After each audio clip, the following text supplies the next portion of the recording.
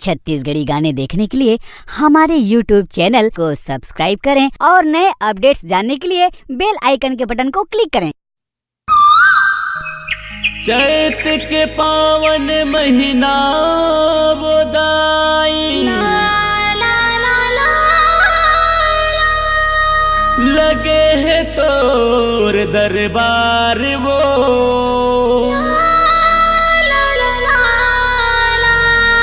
शीश नवा के मनौती पाथे दिन दुखी तोरे द्वार वो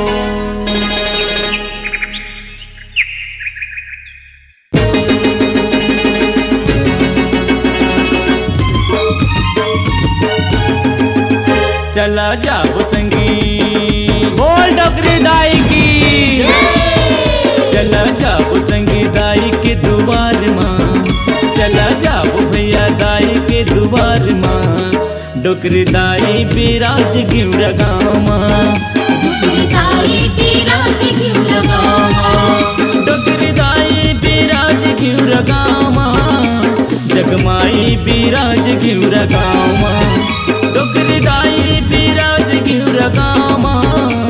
जगमाई बिराज गिवरा गाँव माँ चला जाओ भैया बोल डोकरी दाई की ओ चला जाओ भैया दाई के दुआर माँ चला जाओ दीदी दाई के दुआर माँ डोकरी दाई बिराज गिवरा गाँव माँ डोकरी दाई बिराज गिवरा गाँव माँ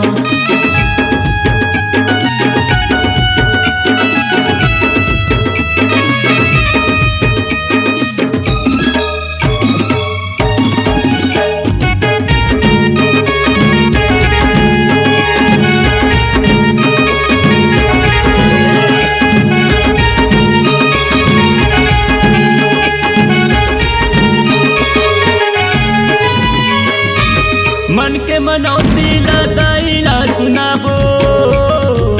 शीश नवा की वो कर माया लपाबो शीश नवा की वो कर माया लपाबो मन के मनौती ला दाई ला सुनाबो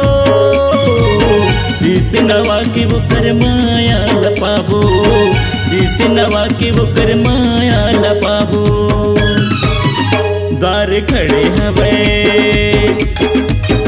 द्वार खड़े हवे वीर हनुमान जी द्वार खड़े हवे वीर हनुमान जी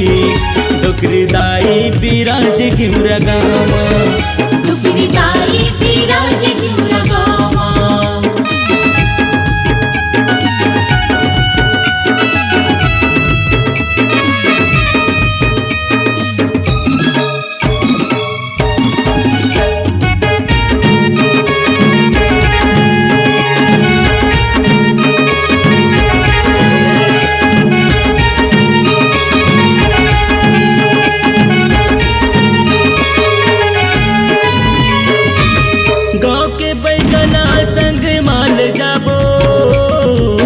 नारियल फूल लाले चुनरी ला चढ़ाबो नारियल फूल लाले चुनरी ला चढ़ाबो गाँव के बैगला संग माल जाबो नारियल फूल लाले चुनरी ला चढ़ाबो नारियल फूल लाले चुनरी ला चढ़ाबो भैरव बाबा खड़े है रखवार का भैरव बाबा खड़े है रखवार का डोकरी दाई बिराज गिवरा गाँव माँ डोकरी दाई बिराज गिवरा गाँव माँ